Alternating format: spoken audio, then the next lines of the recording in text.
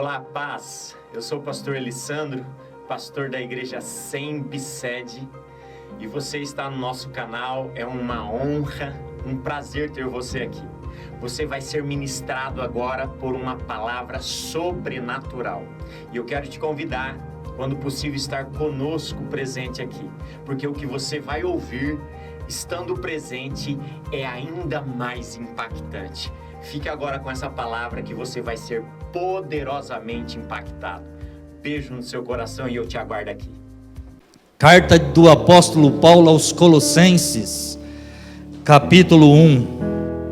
Carta do apóstolo Paulo aos Colossenses, capítulo 1. Quero já pedir para que aquelas pessoas que não têm a necessidade de estarem lá no fundo, de pé, por favor, sentem-se. Nós vamos ouvir a palavra de Deus, no momento de nos alimentarmos das Escrituras Sagradas. Amém? Todos acharam? Quem achou, se coloque de pé, por favor. Eu quero falar com vocês nessa noite sobre a supremacia da vontade de Deus em relação à nossa. A superioridade da vontade de Deus em relação à nossa. Carta de Paulo aos Colossenses, capítulo 1, do versículo 1 ao versículo 14, diz assim: Paulo, apóstolo de Cristo Jesus pela vontade de Deus, e o irmão Timóteo, aos santos e fiéis irmãos em Cristo que estão em Colossos, a vocês, graça e paz da parte de Deus nosso Pai e do Senhor Jesus Cristo. Sempre agradecemos a Deus, o Pai de nosso Senhor Jesus Cristo, quando oramos por vocês, pois temos ouvido falar da fé que vocês têm em Cristo Jesus e do amor que têm por todos os santos, por causa da esperança que lhes está reservada nos céus, a respeito da qual vocês ouviram por meio da palavra da verdade, o Evangelho, que chegou até vocês por todo o mundo. Este Evangelho vai frutificando e crescendo, como também ocorre entre vocês, desde o dia em que o ouviram e entenderam a graça de Deus em toda a sua verdade. Vocês o aprenderam de Epáfras, nosso amado cooperador, fiel ministro de Cristo para conosco, que também nos falou do amor que vocês têm no Espírito. Por essa razão, desde o dia em que o ouvimos, não deixamos de orar por vocês e de pedir que sejam cheios do pleno conhecimento da vontade de Deus, com toda a sabedoria e entendimento espiritual. É isso para que vocês vivam de maneira digna do Senhor e em tudo possam agradá-lo, frutificando em toda boa obra, crescendo no conhecimento de Deus e sendo fortalecidos com todo o poder, de acordo com a força da sua glória, para que tenham toda a perseverança e paciência com alegria, dando graças ao Pai, pois nos tornou dignos de participar da herança dos santos no reino da luz, pois Ele nos resgatou do domínio das trevas e nos transportou para o reino do seu Filho amado, em quem temos a redenção, a saber, o perdão dos pecados. Amém? Feche os seus olhos. Senhor, nós estamos aqui diante da Tua palavra, e por isso nós abrimos o nosso coração, porque nós precisamos que o Senhor fale conosco. Pai, ó Pai, que o Senhor nesta noite, por meio da Tua graça e da Tua bondade, possa tocar no mais íntimo do nosso ser, de forma que nós possamos sairmos daqui mais forte, mais firmes na tua presença, de forma que nós possamos sairmos daqui mais crente. Senhor, que o teu Espírito Santo toque no mais íntimo do nosso coração, e que nós possamos receber da tua presença, da tua pessoa, Senhor. Ó Deus querido, um crescimento, que nós possamos recebermos de ti nesta noite, o entendimento, ó Senhor, e que nós possamos abraçarmos a tua vontade em relação a nós. Pai, nos faça uma igreja mais desprendida, nos faça uma igreja mais temente e mais com um propósito maior, Senhor, de se colocar debaixo da tua vontade. Ó Deus querido, usa minha vida, Senhor, e ministra nos corações aqui presente nesta noite, de tal forma que haja crescimento, de tal forma que possa haver, ó Pai, evolução, amadurecimento, despertamento, avivamento, transformação, arrependimento, quebrantamento. Meu Deus, fale conosco e glorifica o teu nome uma vez mais neste lugar. É o que eu te peço, em o nome de Jesus. Amém. Pode sentar, querido.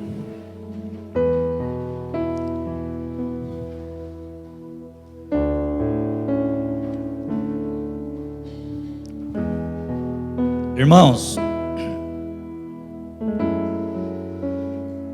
Paulo escreveu esta carta aos Colossenses. Esta igreja, por incrível que pareça, a igreja de Colossos, é uma igreja que Paulo nunca esteve lá pessoalmente. Paulo nunca foi a esta igreja pessoalmente. Não foi Paulo que fundou, que ganhou as pessoas desta igreja. Aliás, o texto que nós lemos deixa isso evidente no versículo 7, que foi Epáfras, o fundador, muito provavelmente um filho das pregações de Paulo. Muito provavelmente Epáfras ouviu Paulo pregando e ensinando a respeito de Jesus Cristo na cidade de Éfeso, cidade próxima de Colossos. E aí então Epáfras levou o evangelho para a cidade de Colossos, e os irmãos passaram a seguir a Jesus Cristo, os irmãos de Colossos. E Paulo escreve esta carta porque Epáfras vem trazer para o apóstolo Paulo algumas notícias, algumas coisas que está acontecendo na igreja de Colossos. E Paulo então escreve a carta aos Colossenses com a finalidade de trazer algum esclarecimento para esta igreja que de uma certa forma estava sendo incomodada por alguns hereges da época. Então Paulo escreve esta carta com a finalidade de refutar, com a finalidade de corrigir, com a finalidade de chamar a atenção dos irmãos para que eles fiquem ainda mais firmes na presença do Todo-Poderoso. E quando Paulo começa escrevendo a carta aos Colossos, nos versos que nós lemos aqui, fica evidente, fica claro, fica perceptível aquilo que Paulo escreve, que Paulo tem uma alegria muito grande no seu coração ao escrever a esses irmãos. Paulo começa, como toda a carta, o verso 1 e o verso 2, fazendo o cabeçalho de uma carta, a apresentação e as saudações aos irmãos de Colossos. Mas do verso 3 ao verso 8, dá para nós notarmos é notável do verso 3 ao verso 8, a alegria de Paulo, ao ver Epáfras falar da fé, do amor e das esperanças dos nossos irmãos de Colossos. Por isso, depois do verso 9 ao verso 14, Paulo vai expressar agora por meio de uma oração. Paulo faz do verso 9 ao verso 14 uma oração, e a sua oração por esses irmãos, ela concentrou-se em bênçãos espirituais. A oração de Paulo para os irmãos de Colossos concentra-se em bênçãos espirituais e não em coisas físicas ou materiais. Lendo do verso 1 ao verso no capítulo 1, verso 9, nós vemos Paulo orando para esses irmãos terem um entendimento espiritual. No capítulo 1, verso 10 e verso 11, Paulo ora para que eles possam alcançar no seu coração uma obediência sincera. E no verso 12 ao verso 14, Paulo clama a Deus para que eles possam alcançar uma excelência moral. Então, estudando um pouco esse texto, eu consegui aqui, olhando, meditando, pensando e pesquisando a respeito dele, eu consegui aqui garimpar alguns princípios que eu quero compartilhar com vocês nessa noite, que eu quero falar com vocês nessa noite. Alguns princípios básicos desse texto, que esse texto nos ensina, alguns valores que nós precisamos absorver para que haja em nós crescimento. E o primeiro deles é que nós precisamos aprender, preste atenção, nós precisamos aprender qual a verdadeira vontade de Deus para a nossa vida. Nós estamos aqui e nós não estamos aqui à toa. Nós estamos aqui, e ontem nós aprendemos sobre isso, nós estamos aqui porque nós fomos chamados por Deus. E uma vez chamados por Deus, nós não fomos chamados à toa. Nós fomos chamados para fazer alguma coisa. Nós fomos chamados para realizar algo para o Senhor. Nós não fomos chamados para ficar com os braços cruzados. Nós não estamos aqui para ficar olhando para A, B ou C, para ver quem errou ou quem acertou. Mas nós estamos aqui, queridos, para realizarmos, sobretudo, a vontade de Deus em relação a nós. Nós estamos aqui para efetuar na nossa vida, ou deixar que Deus realize em nós e por meio de nós a sua vontade. Mas em primeiro lugar, então, para realizarmos a vontade de Deus em relação a nós, nós precisamos descobrir que vontade é essa, o que é que Deus espera de nós, o que é que Deus quer conosco. Nós precisamos saber. Então, em primeiro lugar, aprenda, saiba qual a vontade de Deus para a sua vida. Irmãos, nós somos seres dotados de vontade, ou não é assim? Nós nascemos, e desde o momento que nascemos, nós já somos seres que têm vontade. Muito embora quando ainda bebê de forma inconsciente, mas mesmo inconsciente, nós demonstramos vontade pelas coisas. Então nós somos seres dotados das mais variadas vontades. E haja vontade, não é? Haja vontade. Nós temos muita vontade. Nós queremos muitas coisas. Nós desejamos tantas e tantas coisas. Mas deixa eu te dizer uma coisa, que no reino, querido, no reino de Deus, ou para aqueles que fazem parte do reino do Senhor, para aqueles que fazem parte da igreja de Jesus Cristo, não é a nossa vontade que deve prevalecer, mas sim a vontade de Deus. Então, se você faz parte da igreja do Senhor, aprenda que não é a sua vontade que deve prevalecer. Pelo contrário, a vontade que deve prevalecer em relação a você mesmo deve ser sempre aquela que vem do alto. Sempre.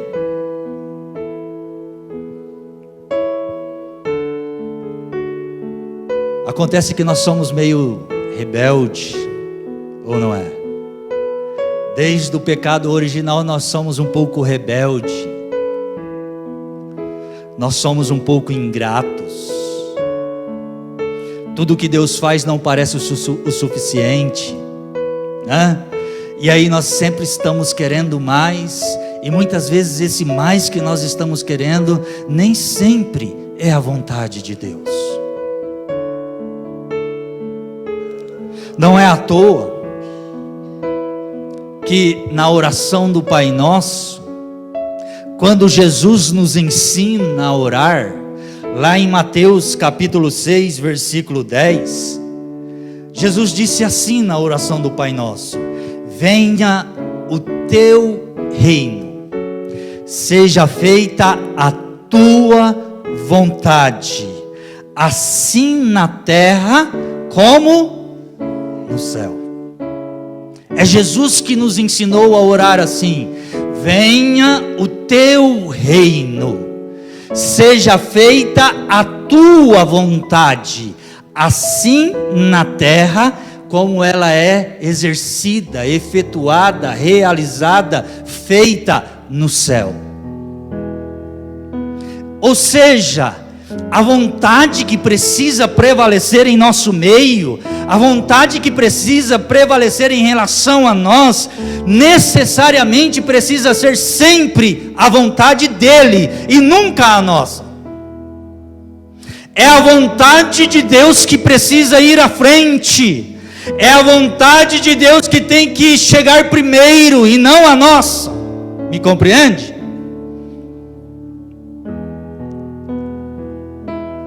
Lucas, o médico Lucas, escrevendo no capítulo 22, versículo 42, ele expressou aqui mais uma oração de Jesus Cristo.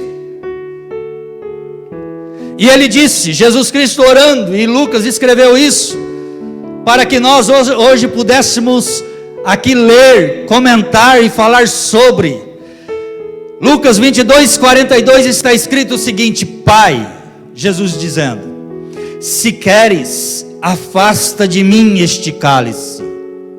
E era Jesus que estava orando, não era eu, não era você, não éramos nós, era Jesus. E Jesus estava dizendo: Pai, se queres, afasta de mim este cálice, contudo, não seja feita a minha vontade, mas a tua. Amém, queridos? Aleluia, glória a Deus. Então, deixa eu te dizer o seguinte: não seja obstinado, fazendo apenas a sua vontade. E sempre virando as costas para a vontade de Deus. Não, irmão. Pelo contrário, olhe para a oração de Paulo. Ele está dizendo, aqui no texto que nós lemos, compreenda. Paulo está ensinando os irmãos de Colossos.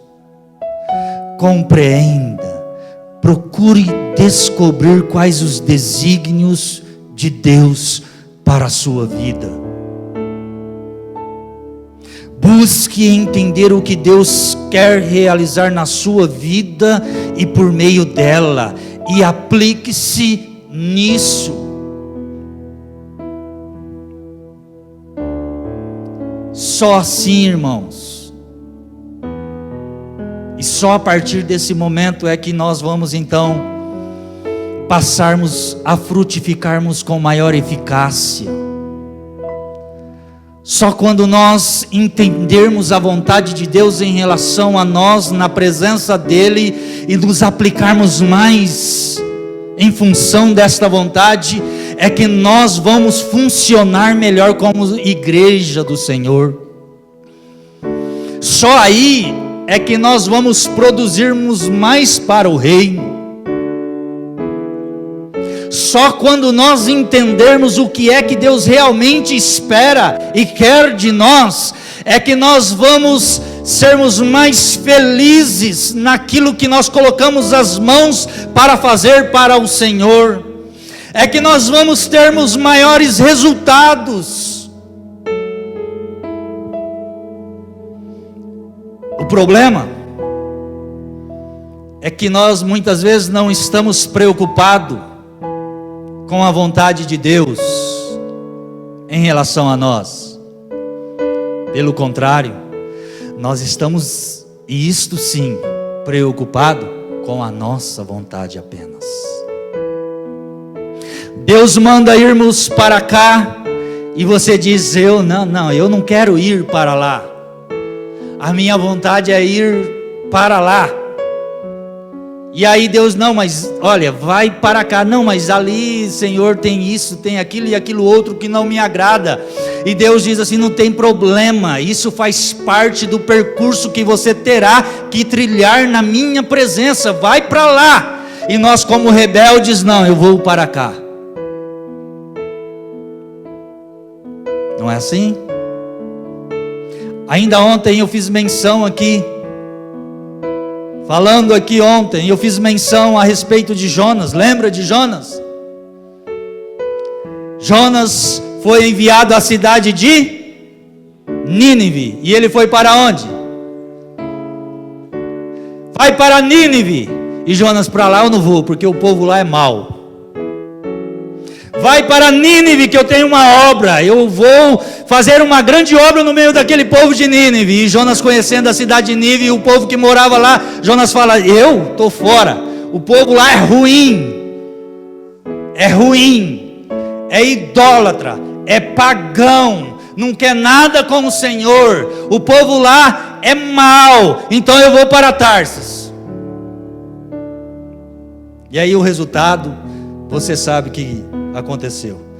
E aí quando Deus então leva, que faz com que ele vai, né, para Nínive, ele prega com tanta raiva. É mais ou menos isso. A Bíblia diz que aquilo que demoraria 3 dias para fazer, ele fez no percurso de 1 dia.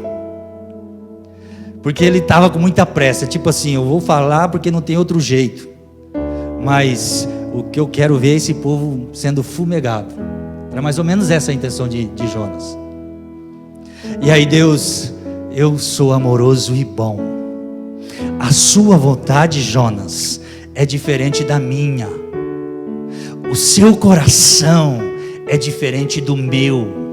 Você pensa e enxerga as coisas de um jeito. Eu penso e enxergo as coisas de outro jeito. E assim somos nós. Deus diz, vai para lá, e nós queremos ir para cá. E vira e mexe, nós estamos, como diz o ditado popular, quebrando a cara. Não é assim?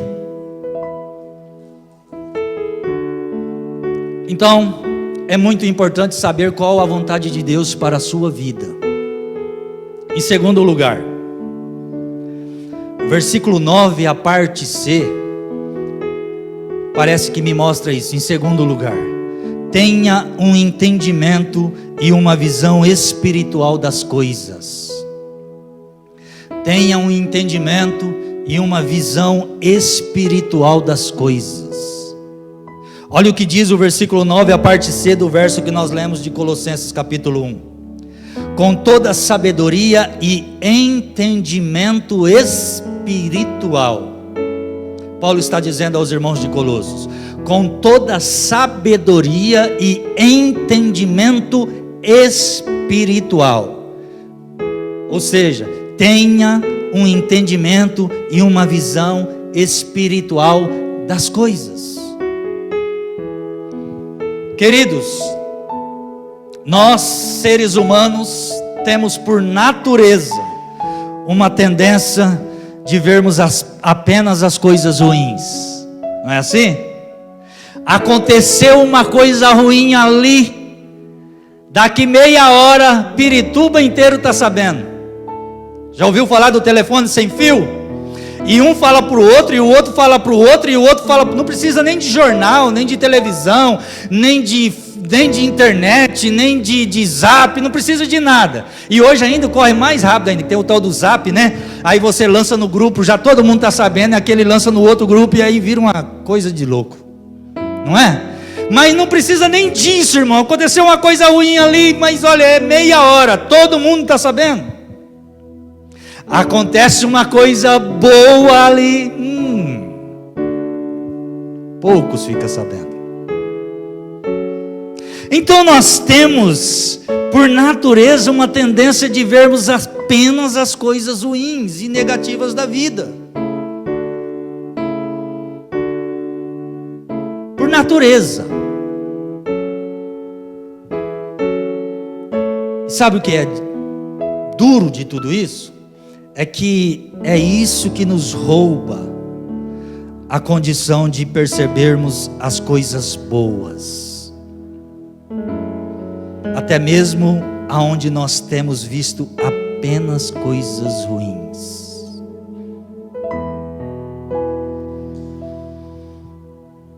Nós ficamos presos olhando só para as coisas ruins, e isso está nos roubando de vermos as coisas boas da vida.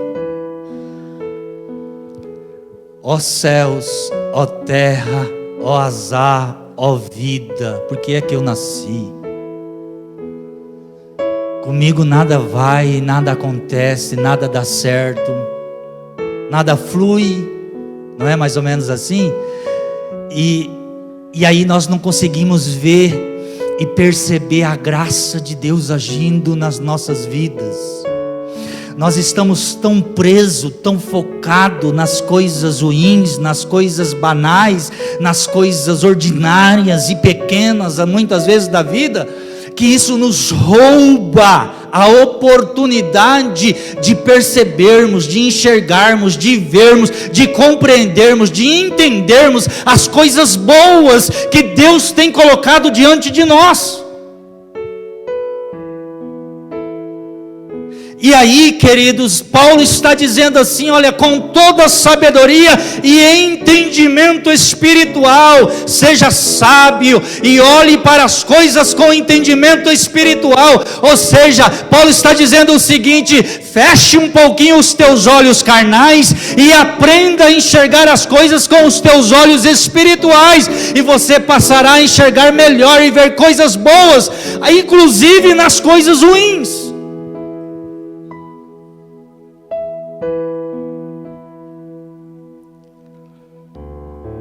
Porque Deus, o tempo para Ele é extremamente precioso. Muito embora Ele não está limitado a tempo, compreende? Mas o tempo para Ele Ainda que ele não está limitado a tempo, o tempo para ele é extremamente precioso, porque nós estamos limitados ao tempo.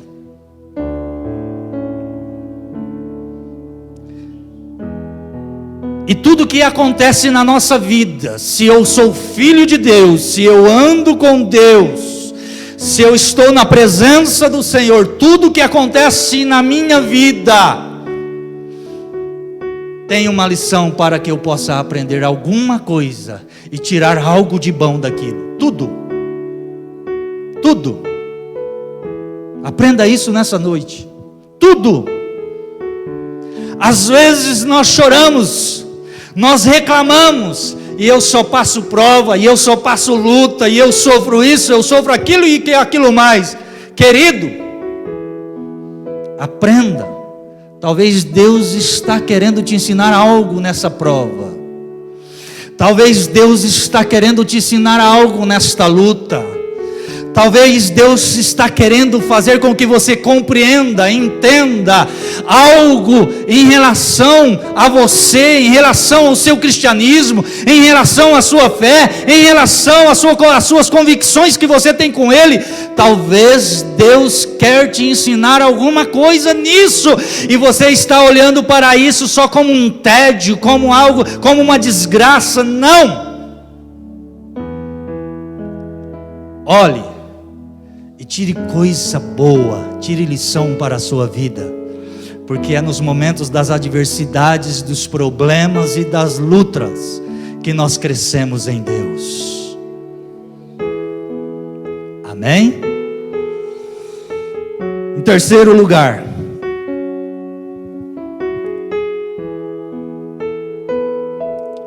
seja alguém que dignifique o nome do Senhor. Olha o que Paulo escreveu no verso 10, que nós lemos a parte A: viva de maneira digna do Senhor.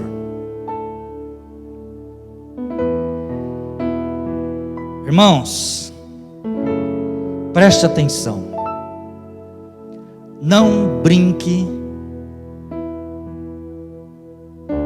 de ser crente. Porque ser crente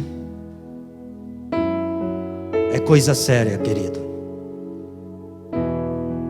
João, na primeira epístola de João, capítulo 2, versículo 6, escreveu o seguinte: aquele que afirma que permanece nele deve andar como ele andou. Amém?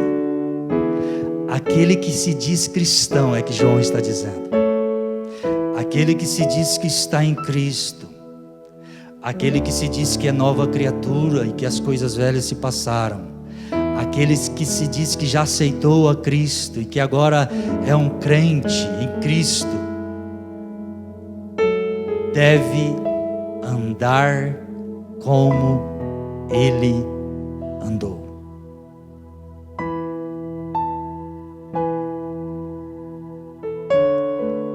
E aí você tira suas conclusões. Como é que você tem andado? A cobrança e o ensinamento da palavra de João aqui é que nós precisamos andar como Cristo andou. Aleluia. E se você quer saber como Cristo andou, leia os evangelhos. Se você quer aprender como Cristo andou, vai para os evangelhos: Mateus, Marcos, Lucas e João. E você vai saber como é que Jesus andou. Quais foram as atitudes de Jesus diante das mais variadas situações. O que é que ele fez quando ele foi pressionado, quando tentaram colocar ele em uma redoma. O que é que Jesus, como é que foi as atitudes, o agir de Jesus Cristo diante das circunstâncias, diante das adversidades, diante dos problemas, diante das lutas. lutas, na hora da dor, na presença do sofrimento, como é que Jesus agiu, como é que Jesus fez, como é que foi o comportamento, as atitudes de Jesus. João está dizendo: se você se diz um seguidor de Cristo, nós precisamos andar como Ele andou. Talvez você diga: mas eu coloco terno, eu coloco gravata, eu coloco paletó, eu coloco a roupa social, eu coloco o meu melhor vestido, então eu estou... Não tem nada a ver, isso é outra coisa. Nada a ver. Deve andar como Ele andou nos princípios e valores de vida. Deve andar como Ele andou no caráter. Amém? Em quarto lugar,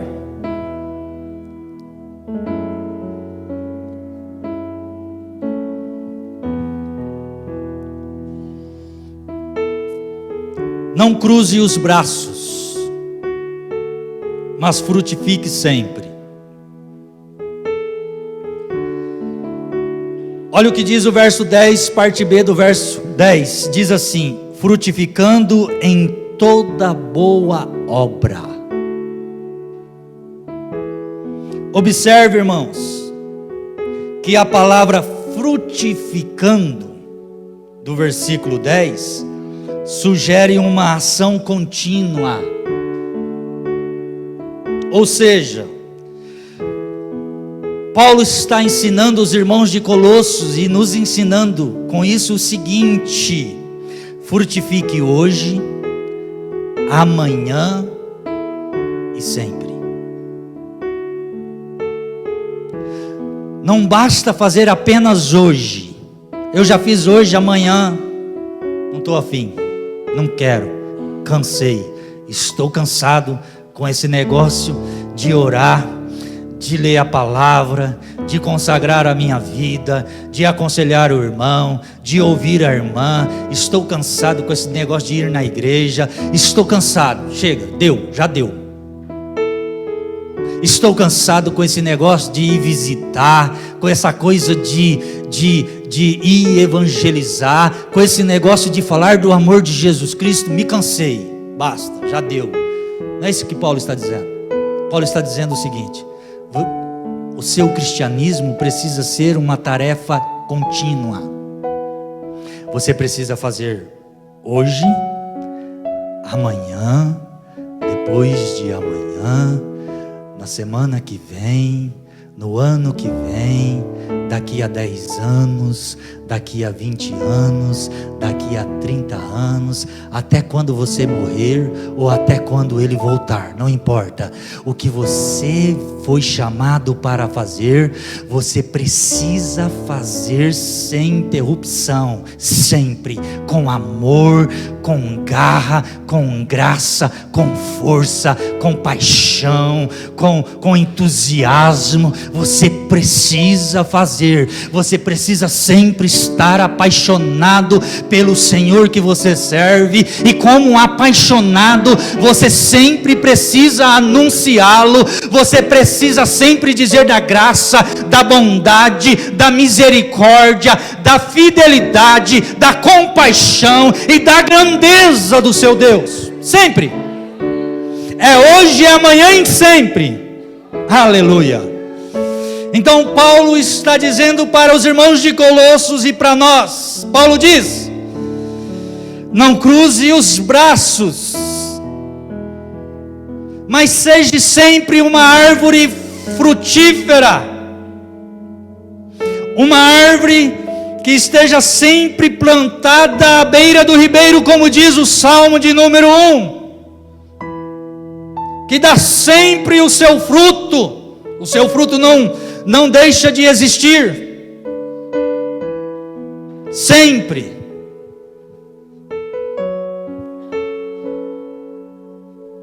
Então, querido, nós precisamos termos esta preocupação. Nosso irmão João, escrevendo no Evangelho de João, capítulo 15, versículo 16, disse o seguinte: vocês não me escolheram, mas eu os escolhi para irem e darem fruto, fruto que permaneça, a fim de que o Pai lhes conceda o que pedirem em meu nome. Aleluia. Não foram vocês que me escolheram, pelo contrário, foi eu, diz Deus, que vos escolhi, para que vocês possam irem e darem frutos, e frutos que possa permanecerem. Aleluia. Você diz assim, essa coisa de discipulado, essa coisa de grupo familiar, não, cansei de tudo isso. E diz Deus aqui para nós: eu vos chamei para vocês irem e darem fruto, e o fruto de vocês precisa permanecer. Então, se for necessário discipular hoje, amanhã, depois de amanhã, o ano que vem, para que o fruto permaneça, eu quero dizer para vocês o seguinte: não se sintam cansados, não desanimem, porque o ideal é que o fruto permaneça.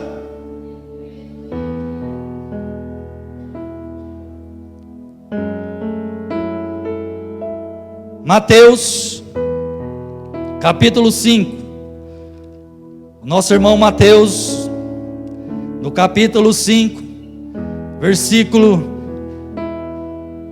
16,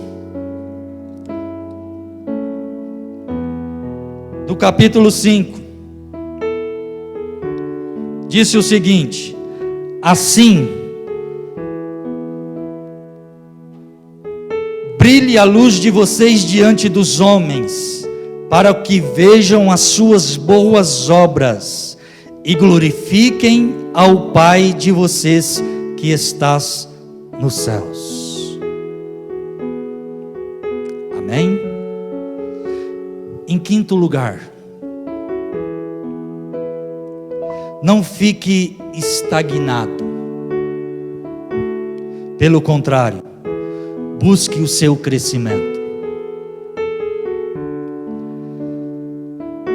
Versículo 10 que nós lemos de Colossenses, a parte C do versículo 10, o apóstolo Paulo disse o seguinte: crescendo no conhecimento de Deus.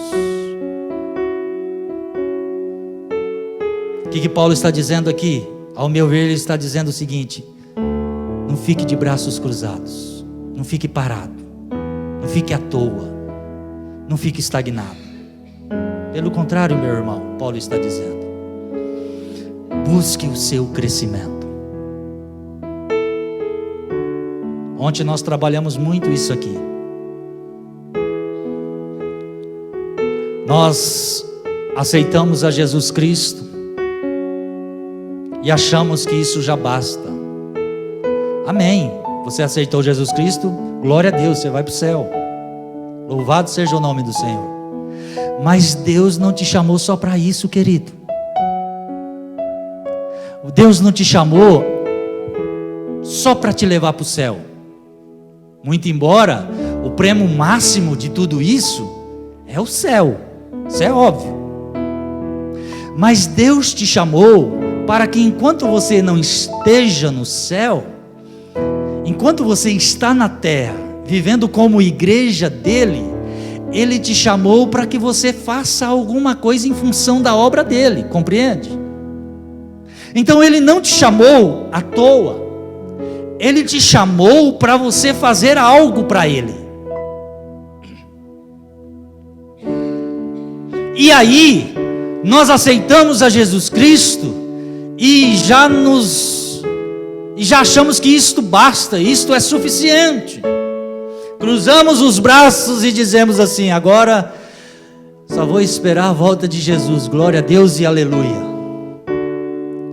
E Jesus está dizendo o seguinte: meu querido filho, minha querida filha, eu te chamei, não foi para você ficar com os braços cruzados. Eu te chamei para você ser uma pessoa atuante na minha obra. Eu te chamei para você servir e fazer alguma coisa no meu reino. Então Paulo está dizendo aqui para nós o seguinte: para você fazer alguma coisa para o reino, você não pode aceitar Jesus Cristo e se estacionar. Não. Paulo diz o seguinte: esse é o desafio para a igreja, que muitas vezes nós não temos entendido. Paulo diz: crescendo no conhecimento de Deus, igreja do Senhor. Paulo está dizendo: é preciso se esforçar para crescer no conhecimento do Deus que você serve. É preciso se empenhar, se dedicar, se esmerar um pouco mais para crescer no conhecimento de Cristo Jesus, o Senhor.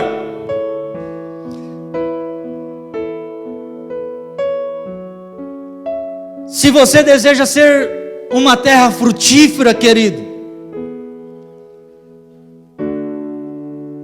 você precisa dar ouvidos ao que Paulo está nos ensinando. E Paulo está nos ensinando para que nós venhamos crescer, para que nós estejamos um pouco mais preocupados com o nosso crescimento em relação ao nosso Deus.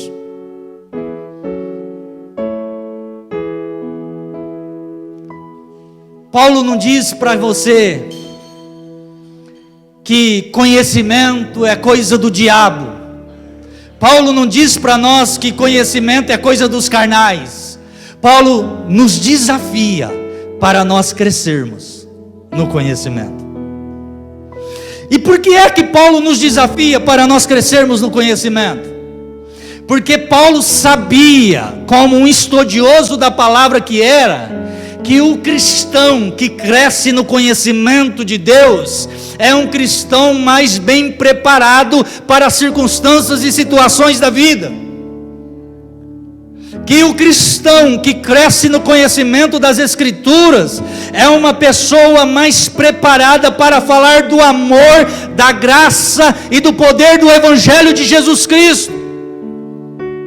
Paulo sabia, Paulo tinha plena convicção e certeza que aquele que busca conhecimento, que aquele que busca crescimento em Deus, é um cristão mais fortalecido, é um cristão mais capacitado, é um cristão mais sábio para falar do amor e da graça de Jesus. Mas há aqueles que é contra isso, e muita gente deu ouvido a isso, mas Paulo não. Paulo não. E quando nós vamos ler, eu sou um apaixonado pelo apóstolo Paulo. Eu já falei isso aqui umas, sei lá quantas vezes. Vai ler as cartas de Paulo, irmão, e você vai ver a profundidade da teologia e do conhecimento e do entendimento e da exposição que Paulo apresenta nas suas cartas. Por quê? Porque era um apaixonado pelo crescimento em Deus. Aleluia. Paulo era um apaixonado. Era alguém que não ficava de braços cruzados. Paulo não. Talvez eu e você ficamos, mas Paulo não. Paulo estava na prisão e estava escrevendo. Paulo estava encarcerado e estava preocupado com os irmãos. Paulo estava estudando.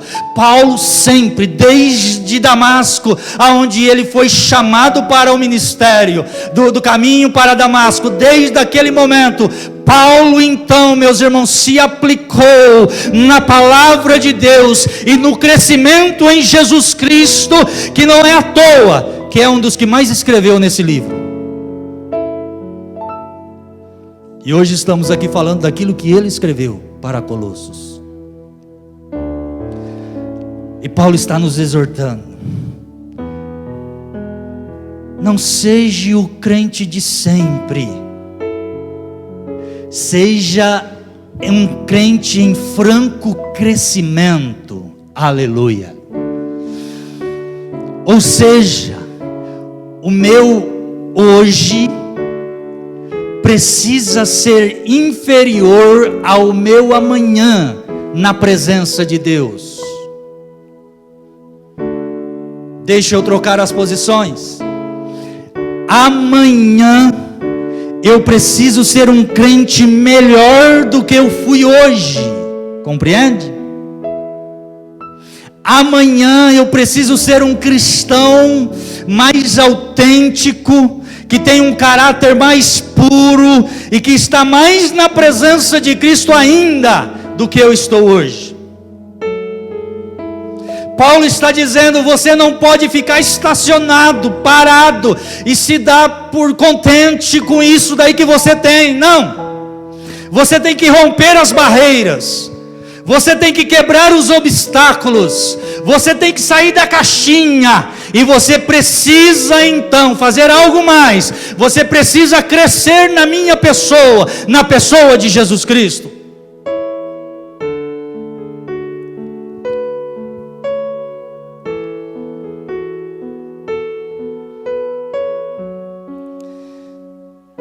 Para crescer em Cristo, não existe mágica. Não dá para falar abracadabra e fiquei grande. Se é que nós ficamos grandes. Aliás, nós nunca ficamos grandes. Nós vamos tentando melhorar.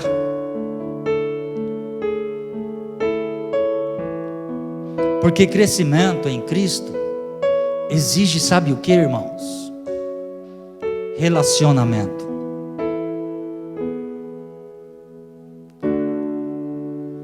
Ninguém cresce em Deus se não se relacionar com Ele. E o problema da igreja da atualidade, sabe qual é? É que já não se relaciona mais com Deus.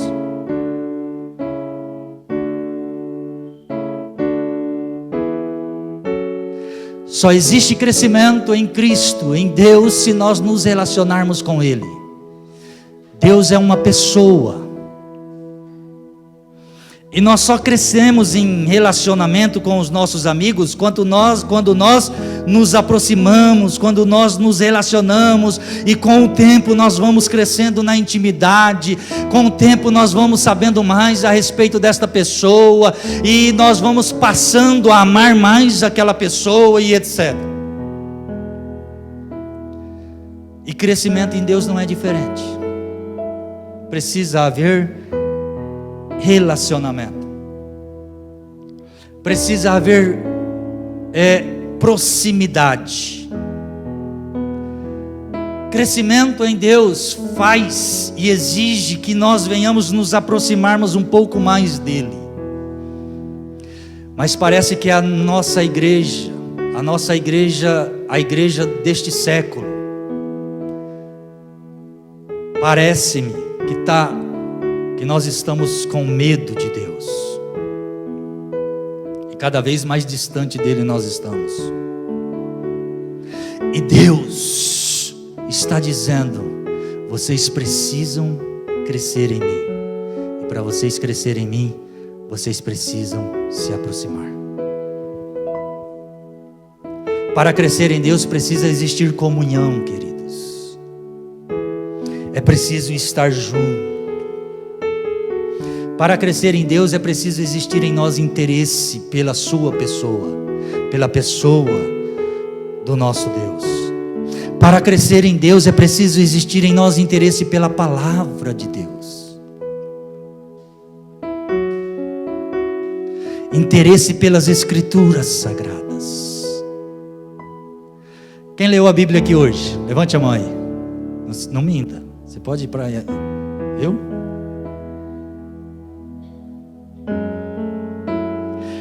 Quem assistiu televisão hoje? Levante a mão, seja sincero. Não acredito. Quem assistiu televisão hoje? Levante a mão, bem alto. Quem pegou o celular hoje para falar no Zap? Levante a mão.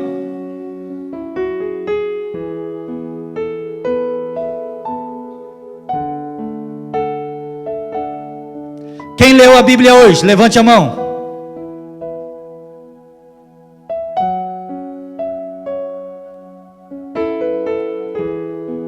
Paulo está dizendo: faz-se necessário crescer no conhecimento de Deus.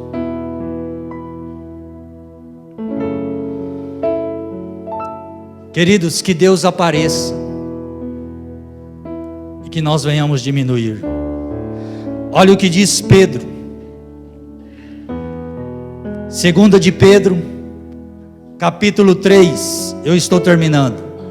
2 de Pedro, capítulo 3, versículo 18, diz assim, eu vou ler o 17.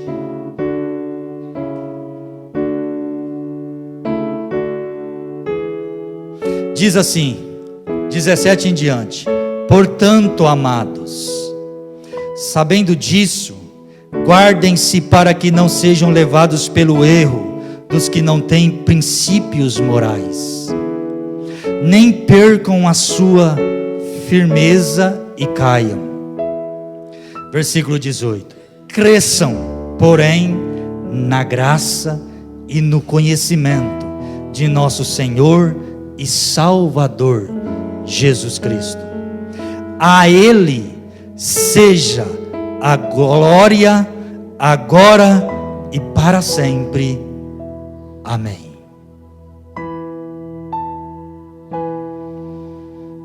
Para concluir, eu quero terminar dizendo o seguinte, que o desejo de Paulo, portanto, irmãos, é que Deus dê a nós cristãos, ou a esses cristãos de Colossos, que Deus desse a esses cristãos de Colosso, um conhecimento mais profundo e uma maior maturidade espiritual, para serem controlados pelo conhecimento pleno, é o que está no texto, pelo conhecimento pleno da vontade de Deus, que levaria à obediência e à excelência do caráter. Quando nós conhecemos, quando nós aprendemos, quando nós entendemos quem o nosso Deus é, nós crescemos como crente, nós crescemos como cristãos.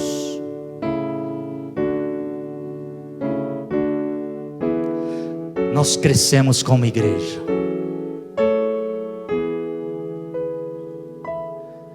E o nosso Deus, eu lhe garanto, é um Deus infinitamente maior do que tudo que pensamos e imaginamos. Tudo. Deus está para além de toda e qualquer imaginação humana. Deus é muito maior do que a pequenez da nossa imaginação. E às vezes nós estamos ocupados com tantas e tantas coisas, nós estamos valorizando tantas e tantas coisas, e o que de fato vale a pena, nós temos esquecido.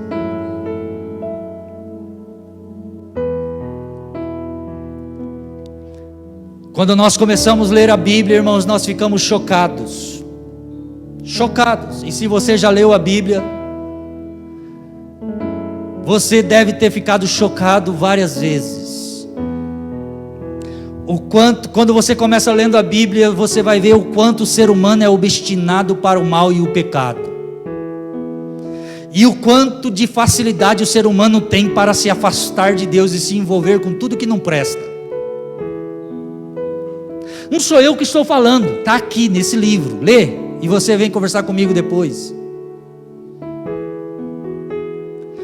Deus chamou um povo para ser um povo exclusivo dele, porque os seres humanos haviam se corrompido, havia se prostituído, havia se afastado de Deus e se contaminado com tudo que não prestava. E Deus falou: eu quero um povo exclusivo meu.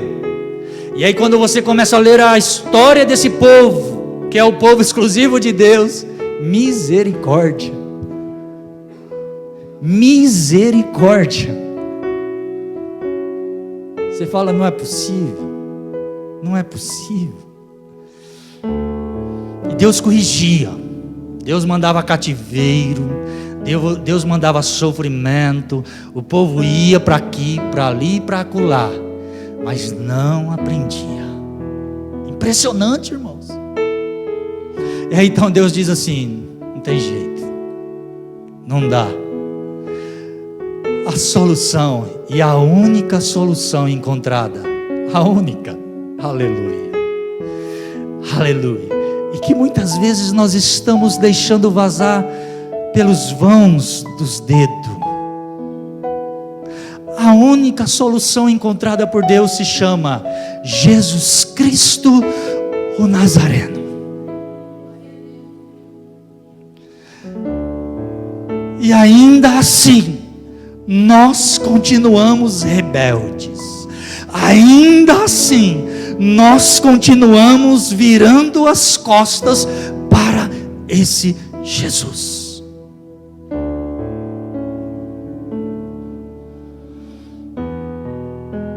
Que nós possamos nos arrepender e nos voltarmos para o nosso Deus e buscarmos nele o crescimento que Ele quer para a sua igreja. Amém? Se coloque de pé.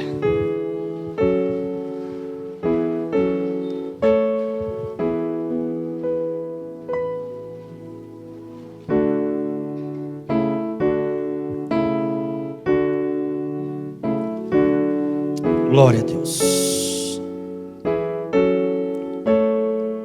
Querido, curva a sua cabeça. Senhor, nós te damos graça, nós louvamos o teu nome, nós nos colocamos diante da tua presença, nós nos rendemos, nós nos debruçamos diante dos teus pés e dizemos a ti, Senhor, misericórdia de nós, misericórdia de nós. Oh Pai, meu Deus, que nós possamos, ó Senhor, nos voltarmos um pouco mais para a tua pessoa. Senhor, me faça mais crente, Pai, me faça mais crente, que eu não seja apenas um frequentador de culto, mas que eu seja de fato um seguidor seu, aonde quer que eu esteja. Que eu seja, Senhor, um propagador da tua palavra, aonde quer que eu for, ó Pai. Senhor, meu Senhor, no nome de Jesus, o teu Filho, eu lhe peço, estenda as tuas mãos sobre a tua igreja, Pai, e faça de nós uma igreja, Senhor, que esteja voltado para a tua vontade, e que esteja rendida, Senhor, debaixo do teu querer, e que busca, Senhor, para si, Deus querido, direção e luz. Oh Pai, tira de nós, Senhor, tudo aquilo que tem sido desagradável à pessoa do teu Espírito Santo, tudo aquilo que nós temos feito, Senhor, que tem entristecido a pessoa do teu Espírito Santo. Nos ajuda, Deus, a abandonar, a esquecer, a largar isso para trás, a jogar fora, e nos faça voltarmos, ó Senhor, para a tua presença de fato. Nos traga de volta, Senhor, nos traga de volta, papai, para a tua presença, nos traga de volta para o teu colo, nos traga de volta para o teu altar, nos traga de volta, Senhor. porque nós precisamos sermos acariciados, nós precisamos sermos tocados, nós precisamos sermos abraçados, nós precisamos, ó Deus, do teu colo. Ó Deus, nos traga de volta, nos faça, Senhor, nos faça apaixonarmos pela tua pessoa, nos faça querermos mais de ti, Senhor, e faça com que estejamos mais rendidos e entregues em tuas mãos. Oh Deus, menos na nossa vida daquilo que é supérfluo, daquilo que é banal, menos daquilo que é passageiro, menos daquilo que é ordinário, menos e menos, mas mais de ti, mais da tua graça, mais da tua bondade, mais da tua alegria, mais da tua paz, mais do teu gozo, mais, Senhor amado, da tua presença, mais, Senhor amado, da tua misericórdia, mais, Senhor, mais de ti nós queremos mais de ti. No nome de Jesus, no nome de Jesus, amém.